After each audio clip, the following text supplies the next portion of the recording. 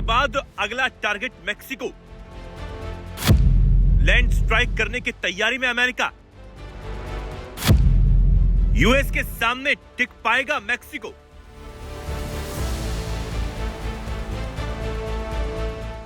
नए साल की शुरुआत होते ही वेनेजुला में अमेरिकी अटैक के बाद पूरी दुनिया में एक नई हलचल पैदा हो गई थी, लेकिन लग रहा है कि ट्रंप अभी भी रुकने का नाम नहीं ले रहे हैं और वेनेजुला के बाद अब एक और देश पर एयर स्ट्राइक करने की ठान चुके हैं।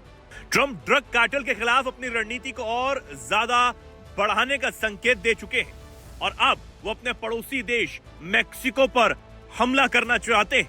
अमेरिकी राष्ट्रपति ने अपने पड़ोसी देश मेक्सिको के ड्रग कार्टेल पर लैंड स्ट्राइक की धमकी भी दे दी है। ट्रंप का कहना है कि ड्रग कार्टेल्स ही मेक्सिको को चला रहे हैं, ऐसे में अमेरिका को कुछ बड़ा करना पड़ेगा।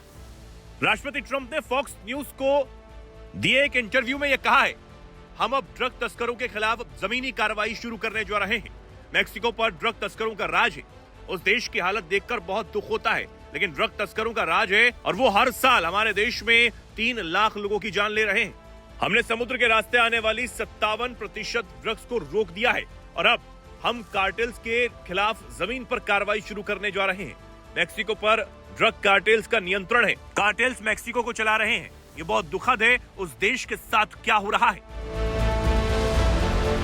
अब ट्रंप की यह धमकी ऐसे वक्त में आई है जब मेक्सिको ने हाल ही में हत्याओं में 40% कमी के आंकड़े पेश कर ट्रंप प्रशासन को दिखाने की कोशिश की कि वो अपराध के खिलाफ कड़ी कार्रवाई कर रहा है और बड़े कदम उठा रहा है।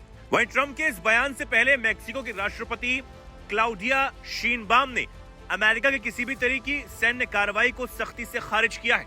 उन्होंने ये साफ कहा था कि मेक्सिको सुरक्षा मामलों में अमेरिका के साथ सहयोग करेगा, लेकिन केवल उन्हीं शर्तों पर जो देश की संप्रभुता और क्षेत्रीय अखंडता का सम्मान करती हो। ड्रग तस्करी और संगठित अपराध के खिलाफ लड़ाई में अंतर्राष्ट्रीय सहयोग जरूरी है, लेकिन ये सहयोग आपसी सम्मान और बराबरी के आधार पर होना चाहिए। लेकिन अब जिस तरीके से ट्रंप वेनेजुला के बाद एयर स्ट्राइक कर मेक्सिको को धमकी दे रहे हैं, तो क्या मेक्सिको अमेरिका के सामने टिक पाएगा? हालांकि आपने मेक्सिको के राष्ट्रपति का जो बयान सुना, उससे आपको साफ तौर पर यह समझ तो आ ही गया होगा कि अमेरिका के सामने मेक्सिको का टिकना मुश्किल है। लेकिन अगर फिर भी देखें तो मैक्सिकन आर्मी में लगभग 4.12 लाख एक्टिव सैनिक हैं, जिनमें थल सेना के 2.61 लाख सैनिक हैं।